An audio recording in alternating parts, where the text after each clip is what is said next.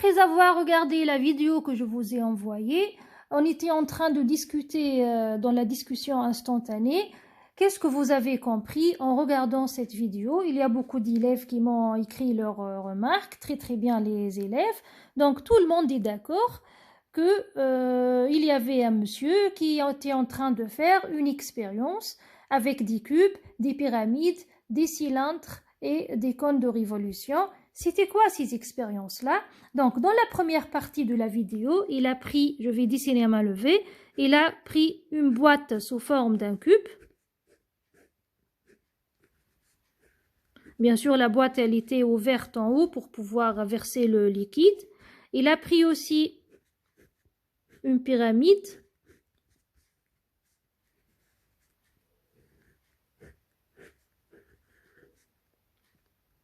D'accord, une pyramide. Donc, le cube ou bien la boîte cubique et la boîte sous forme de pyramide ont la même base et la même hauteur.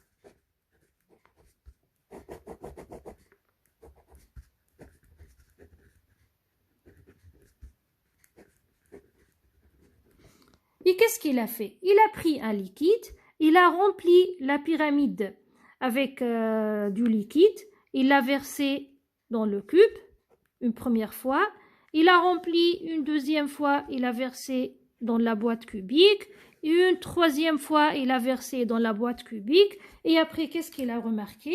Après 3 fois,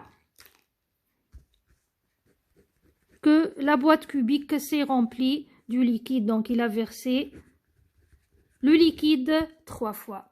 Donc, qu'est-ce qu'on peut remarquer là? On peut remarquer que le volume de la pyramide, c'est le 1/3 du volume du cube. Ou bien, le volume du cube est 3 fois le volume de la pyramide.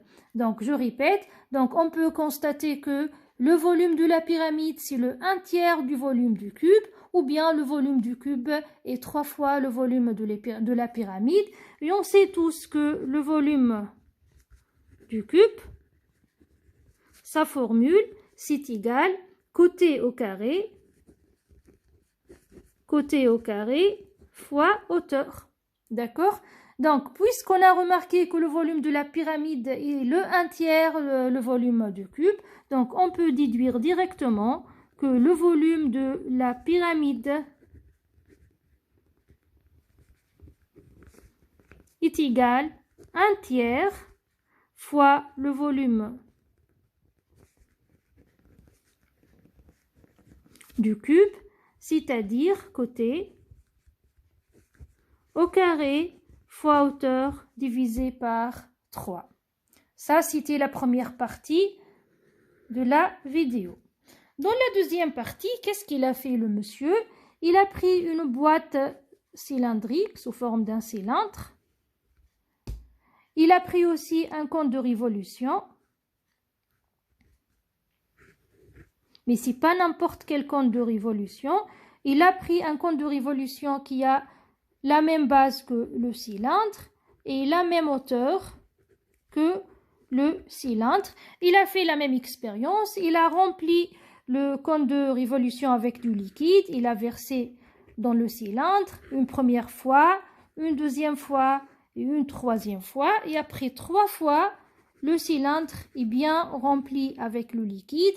Donc, on a pu aussi déduire que le volume du cône de révolution, c'est le 1/3 le volume du cylindre. Donc, le volume du cône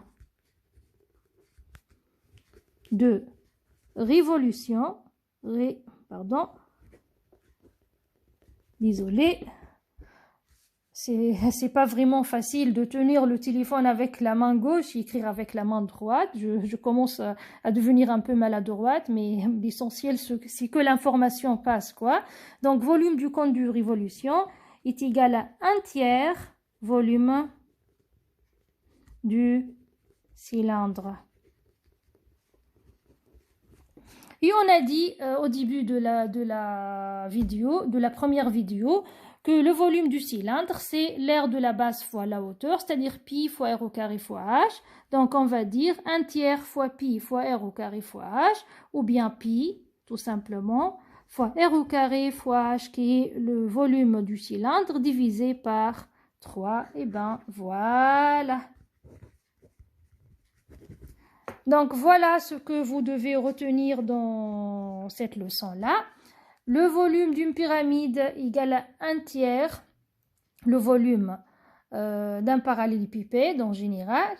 Et le volume d'un cône de révolution, c'est le 1/3 le volume d'un cylindre.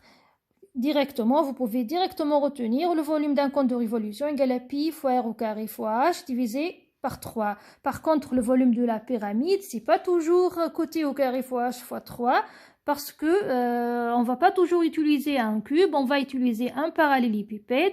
Ça peut être un parallélépipède, c'est-à-dire la base, elle peut être rectangulaire, comme elle peut être carrée. Donc ça dépend. Si on a un cube, ça va être côté au carré fois h sur 3.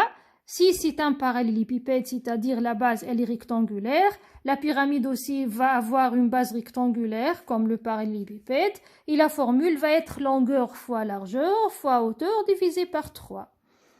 Voilà. Donc maintenant, vous pouvez faire tous les types d'exercices proposés dans ce chapitre-là et vous allez pouvoir calculer les différents volumes de n'importe quelle pyramide, n'importe quel cône de révolution. Bien sûr, vous allez avoir besoin de plusieurs trucs. Attention, on va utiliser le théorème de Pythagore dans ce chapitre-là. On va voir comment. Et plein d'autres notions de géométrie que vous avez vu avant. Et voilà, l'essentiel, on l'a dit. Maintenant, allez-y au travail et aux exercices. Je vais vous envoyer tout de suite une série d'exercices et vous allez commencer à faire les exercices et m'envoyer vos réponses comme d'habitude par mail. Allez-y, je vous laisse travailler maintenant.